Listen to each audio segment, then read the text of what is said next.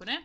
Centro em Roraima reúne forças que atuam contra garimpo ilegal. Espaço que funcionará na superintendência da PF será usado para o planejamento conjunto das ações da Operação Libertação, que começa nesta semana, né? Número de mortos por terremoto na Turquia e Síria passa de 20 mil. Resgate de um menino de 2 anos após 79 horas preso nos destroços de um prédio desaba no Hatay. Animou as cansadas equipes de busca, mas chances de sobreviventes começam a diminuir. Bolsa Família. Há indícios que 2,5 milhões recebem de forma irregular. Wellington Dias afirmou que revisão dos cadastros está em andamento. Segundo o Ministério, há pessoas com renda de 9 salários mínimos recebendo benefício, destinado à população de baixa renda. Pista de pouso na região de Surucucu, em Roraima, deve ser entregue em 15 dias. Obra permitirá o acesso a aeronaves de maior porte, o que ampliará o atendimento à comunidade Yanomami, disse aí o ministro da Defesa José Múcio. PF poderá acessar biometria do TSE em investigação de atos golpistas. Ministro Alexandre de Moraes, do Supremo Tribunal Federal, autorizou o TSE a disponibilizar os dados. O pedido foi apresentado pela PF para a identificação dos participantes dos delitos.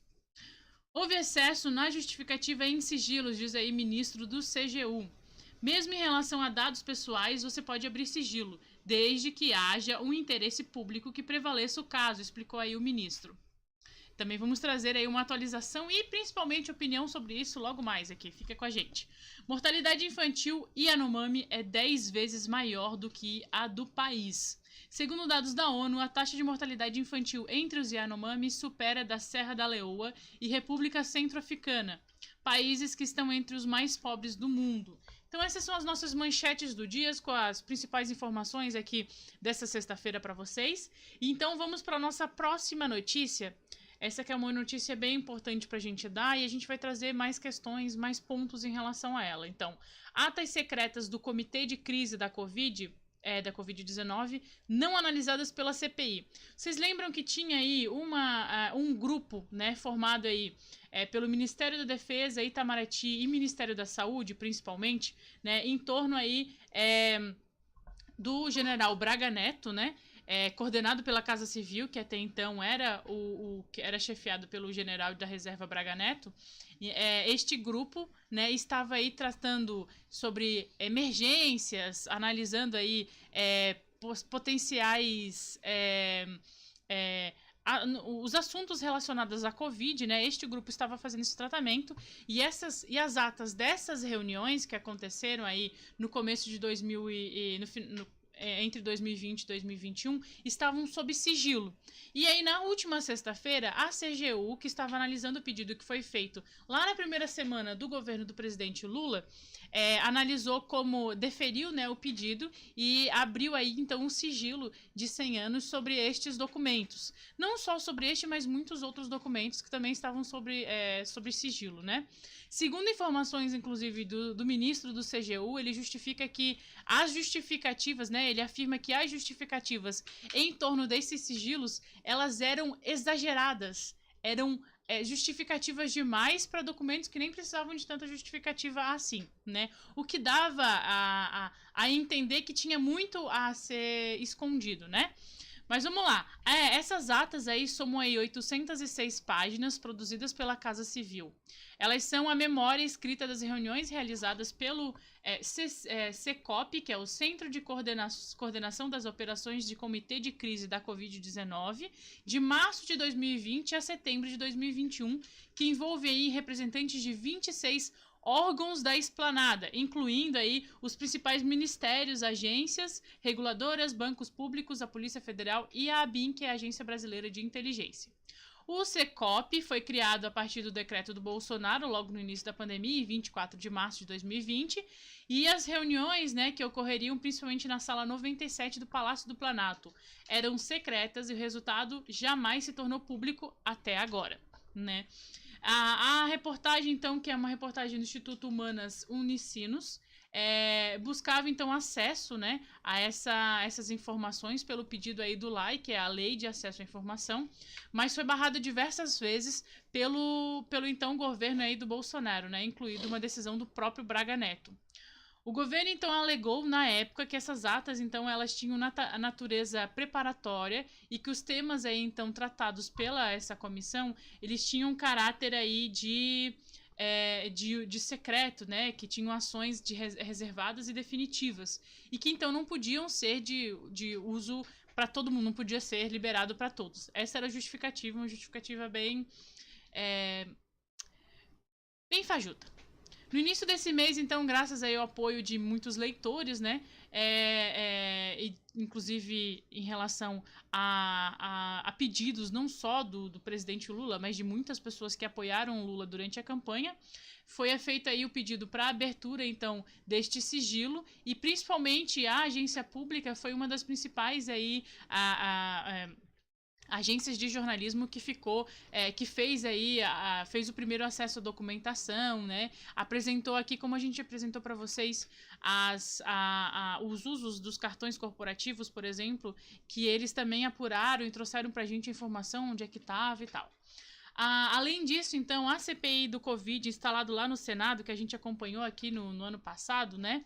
Eles não tiveram acesso a esses documentos, o que, de alguma forma, atrapalhou também o andamento da CPI, né? Já que, com acesso a esses documentos, eles podiam ter resolvido muitas coisas. Só que no momento deles resolverem muitas coisas, inclusive de pedir investigação e tudo mais, eles iriam investigar o próprio presidente, o que seria, né? Quem é o presidente que ia deixar isso acontecer? Enfim.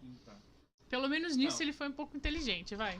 Os nossos presidentes deixaram porque os nossos são democráticos e. Como é que fala? Democráticos e honesto. Presidente desonesto, quem não deve não teme. Esse é o ditado. Bom, então a CPI do Covid apresentou um relatório final, né? E eles disseram o seguinte: a conclusão que se chega é que, além de não existir efetivo comando do Centro de Coordenação aí de Operações do Comitê de Crise do Covid-19, houve aceitação das medidas inadequadas e tardias tomadas pelo chefe do Poder Executivo e pelo Ministério da Saúde. As ações e inações do ministro Braga Neto e ex-coordenador Heitor Freire de Abreu são, portanto, suficientes para configurar a possível prática de crime de epidemia, considerando seu dever de agir e a relevância das suas omissões ao quedarem-se inertes e assim contribuírem para o agravamento da pandemia. Essa é uma parte do trecho, né, do relatório final aí da CPI do Covid, que afirma que as ações aí do Braga Neto, eles contribuíram não só para o agravamento, mas para a morte aí de 600 mil brasileiros, né? No relatório final também a CPI transcreveu uma resposta que a Casa Civil encaminhou ao TCU, ao Tribunal de Contas da União, sobre a existência aí desse comitê, dessa comissão aí, né, e do seu papel na pandemia. De acordo com a comissão, a Casa Civil informou que decisões que envolvessem a necessidade de apreciação científica da área médica seriam de competência do Ministério da Saúde. Sendo que, quando necessário, técnicos e especialistas do próprio Ministério seriam instalados a emitir opiniões e elaborar notas técnicas. Quanto ao CECOP, asseverou que a participação de tais representantes restaria inócua, uma vez que estes não teriam competência legal para execução de ações. Então, a gente tem aí vários documentos, né, principalmente do final da CPI do Covid, que é o que a gente tem ainda acesso, né? Logo mais, outros acessos vão estar aí liberados para que a gente possa trazer aqui para vocês também. Mas esses principais documentos trazem aí essa inoperância dessa comissão instaurada aí pelo Braga Neto, né, chefiada pelo Braga Neto, que então estava na Casa Civil, e com um total aval e aval, né, não estou tentando achar outras palavras, mas é isso, aval e o sim do Bolsonaro para que não acontecesse nada, ou que acontecesse o que aconteceu, que foi o investimento em medicamentos que não ajudariam, né, no tratamento da Covid e que levaram milhares de pessoas à morte. Possivelmente alguns familiares nossos, né, por conta do uso irregular aí do kit Covid. O kit Covid, a gente tem que lembrar aqui que ele foi uma experiência. Houve uma experiência com os brasileiros que era a imunização de rebanho, que o kit Covid ele foi usado numa experiência científica para muito além da para muito além ali do como é que fala? De ser um tratamento que estava sendo indicado por um maluco, de qualquer coisa assim, eu tenho, não tenho provas, mas tenho convicção, citando aí um certo juiz, de que a gente foi usado como as pessoas brasileiras foram usadas como cobaias para ver efeitos, para ver se servia para essas coisas ou não. Foi fora muito dinheiro que foi arrecadado, que foi ganhado dessas empresas e que isso financiou os esquemas do Bolsonaro e da turma dele. Essa galera enriqueceu e não tem explicação para como enriqueceu. E isso tudo às custas da vida de brasileiros e de pessoas doentes. Não tem esse relatório, ele conta tudo isso, ele vem para mostrar tudo isso e não tem outra explicação senão ganância, senão senão maldade, porque assim, deixou um monte de gente morrer, eu perdi tia, você perdeu tia recentemente por sequela Da por sequela do Covid. kit Covid, a minha tia morreu por causa do kit Covid. Porque pegou a Covid? Pegou, mas se não fosse o kit Covid, talvez a pessoa teria sobrevivido. O kit Covid agravou a situação dela e muito, e isso veio porque essas pessoas tinham fé e acreditavam no Bolsonaro como presidente, como um líder, né?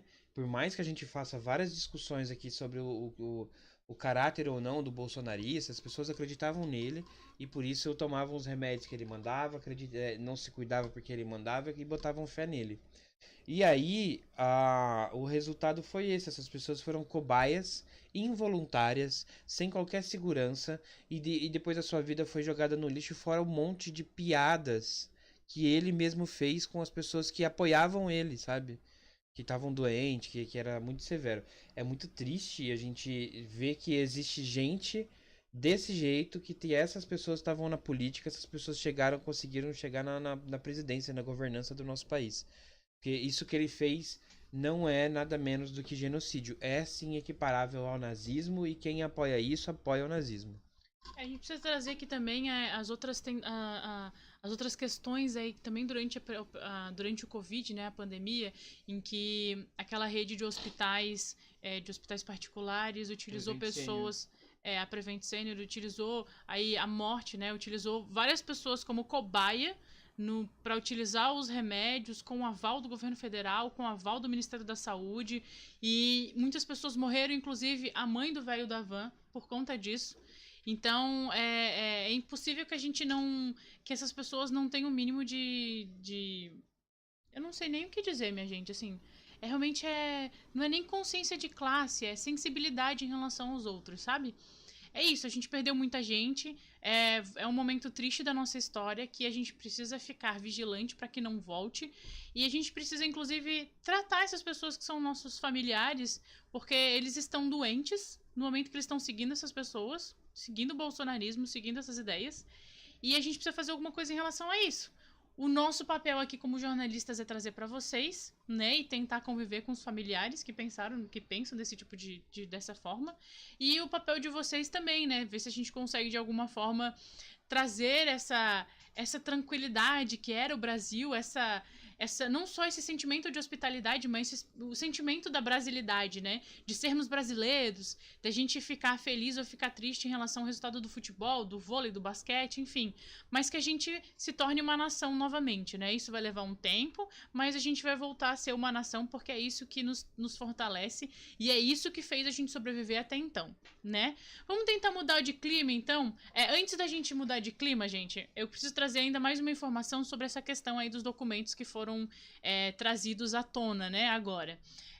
Esses documentos aí inéditos, né, alguns deles trazem em relação àquele triste fato, né, aquele triste acontecimento que foi lá em Manaus, lá no começo da Covid, né, em que, principalmente ali entre março de 2020, em que demonstra a ineficiência e a ineficácia deste grupo de pessoas, né, dessa comissão, mas principalmente do Pazuello, à frente do Ministério da Saúde, em que eles não fizeram o tratamento, não trataram a informação que eles receberam com a devida urgência que era, e milhares de pessoas, eles trazem um número aqui, pelo menos 2.195 pessoas, só em janeiro de 2021, morreram, muitas delas por asfixia, ou seja, elas morreram por falta de oxigênio, né? Então isso é inoperância do governo federal, que a gente acompanhou durante aquele período, de que o governo federal não fez o pedido que devia ter sido feito. Aí a empresa, que eu não vou falar o nome, a empresa que que distribui até hoje os oxigênios nos hospitais brasileiros, né? Ganhou a licitação. A empresa que ganhou essa licitação e que não teve aí a operância do Pazuello em pedir, em solicitar, quando recebeu as notícias, as informações, né, de fazer pelo menos uma análise dos dados. Eu não preciso ser um especialista em computação para fazer análise de dado. Então, me chegou aqui que já tem mais de 2.000 pessoas sendo hospitalizadas numa determinada região. Isso é urgência, independente. Né, imagina, você tem um hospital que atende aí 50, 100, 200, 500 pessoas por dia. Chega no momento em que tá atendendo 2.000 pessoas, você aumentou pelo menos em 3 vezes mais o número de pessoas que eram atendidas naquele local. Alguma coisa tem. Você precisa olhar para aquilo. Você não precisa ser um expert em análise de dados para ver que tem uma mudança ali. Né, que você tem uma mudança de postura, que algo está acontecendo e precisa do seu alerta e do seu olhar para aquilo.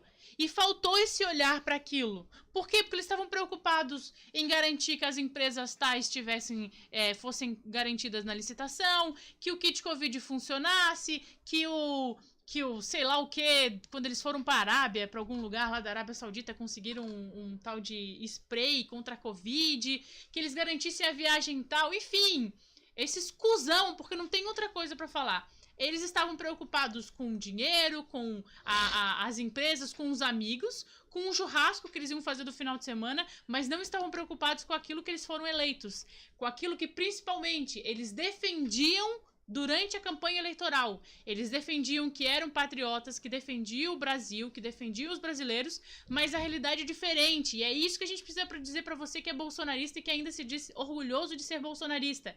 Eles não te defendem, eles não te protegem, eles não foram eleitos para defender você. Eles foram eleitos para defender o próprio bolso ou defender o direito deles de ter a arma, o direito sagrado. Você ouviu isso no final de semana? O direito sagrado de ter uma arma.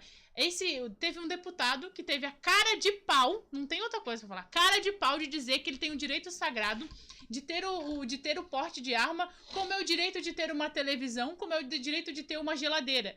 O cabeçudo igualou o direito a ter uma arma que mata pessoas, que nasceu simplesmente pra matar animais, né, ou pessoas, animais, enfim, matar, a uma coisa que melhora a minha vida como, né, como um ser, né? A geladeira mantém aí gelado os meus alimentos, mantém aí as coisas que eu preciso para sobreviver. Ou a televisão, que às vezes é um alívio aí pra gente poder assistir uma novelinha. É isso que este ser, que esse senhor que se diz bolsonarista com orgulho, diz que ele tem o mesmo direito de ter uma arma, de ter uma televisão. É esse tipo de pessoa que diz que defende você e não defende. Porque quando é pra dizer o porquê que ele fez o impeachment, porquê que ele foi lá e votou pra tirar a Dilma, ele disse que votou pela família dele, não pela sua. Ele disse que votou pelos filhos dele, não pelo seu filho. É isso que você tem que ter em mente. Quando você ouve os bolsonaristas falar, os deputados e senadores, eles, inclusive os de Santa Catarina, olha a quantidade de prefeito que foi feita aí, foi pego nos últimos escândalos. De uma operação acabar se desdobrando em outras duas, porque os prefeitos não estão preocupados com a infraestrutura do nosso estado, que recebe aí muitos turistas. Estão preocupados em ganhar o deles em cima dos nossos problemas. E aí a gente tem aqui o que a gente vai trazer aqui para vocês depois, uma análise mais aprofundada em relação ao esgoto de Santa Catarina. Nós vamos falar sobre isso. Semana passada nós falamos em relação à operação que já prendeu 9 prefeitos e um vice-prefeito aqui em Santa Catarina, além de vários agentes públicos e outras pessoas envolvidas aí diretamente em uma construtora, em uma engenharia, que pagava dinheiro vivo para esses prefeitos para se manter na licitação, para ser para estar aí utilizando, né, sendo a empresa vencedora das licitações e explorar aquele local, né, e assim deixar a gente desamparado de poder aproveitar uma praia sem pegar uma doença, de poder comprar uma casinha de praia. Todo catarinense tem um sonho de comprar uma casinha de praia. Hoje você consegue? Não, meu amigo, não consegue. Por quê? Porque eles precisam aumentar o valor para ganhar mais dinheiro em cima de um terreno que antes a gente pagava 100 mil reais, hoje está pagando 500 mil, 1 milhão. Pra quê? Para eles enriquecerem em cima dos nossos problemas. Porque eles não resolvem a questão da infraestrutura. É a gente que fica na fila, é a gente que vai no posto de saúde e não consegue ser atendido, é a gente que vai precisar utilizar o posto de saúde, ou o hospital, ou a UPA, porque aquele esgoto não foi colocado de forma correta, né, para os rios e águas, enfim. Não foi colocado, não foi feito o esgotamento correto daquele prédio, daquela casa, enfim. A gente vai trazer para vocês esse momento de descontentamento, mas vamos mudar de clima antes disso, né? Não, vem, vamos ler os comentários. Tem comentários aqui que são o LP que mandou bom dia, e aí ele fala o seguinte, assim, mataram as emas, mataram as carpas e mataram 700 mil brasileiros. E o Gustavo que manda aqui, hashtag Bolsonaro na cadeia. E eu acho que é isso, não tem outra. Gente, o Bolsonaro hoje, isso não é. Apesar de ser minha opinião, não sou eu que estou falando isso.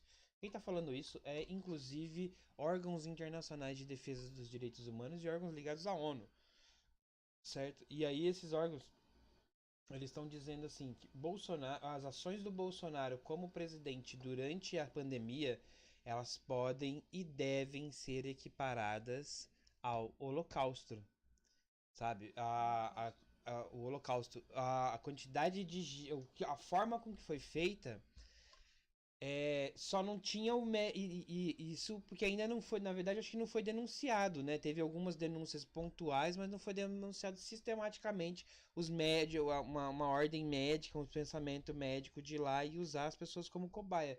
Mas os relatórios que a gente estava mostrando aqui, a quantidade de pedidos que foram feitas com antecedência, com todas as análises dizendo assim, olha, precisamos ver se essa cepa de Manaus aqui, que atinge Manaus, não é uma cepa diferenciada, porque está muito grave. A gente precisa do aumento do aumento de balões de ar, a gente precisa disso. E aí Manaus foi um dos lugares onde menos recebeu balões de ar por parte do governo federal. E tem, oxigênio, né? e tem vários. Os tanques de oxigênio. E tem vários.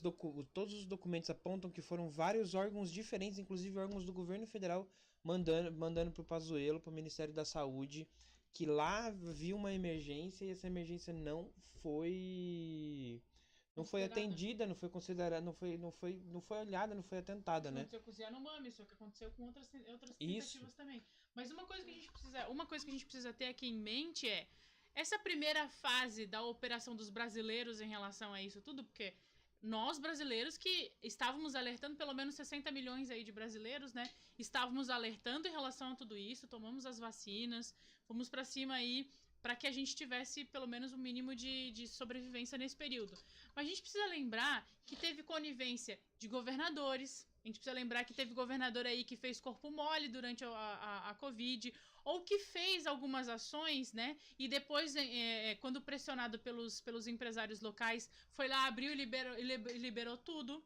Né? A gente teve isso aqui em Florianópolis, a gente teve isso aqui em Santa Catarina, teve no Rio Grande do Sul, teve no Paraná, São Paulo, Rio de Janeiro, para manter as festinhas acontecendo. Então a gente tem que lembrar que estes governadores, prefeitos, as pessoas que estavam aí no executivo, também têm responsabilidade sobre isso. Então essa é a primeira fase onde a gente está pegando os ministros e o próprio Bolsonaro. Mas a gente tem que fazer uma segunda e uma terceira fase para pegar esses agentes públicos que deviam estar agindo para proteger, né, os seus habitantes, e estavam fazendo corpo mole nesse período.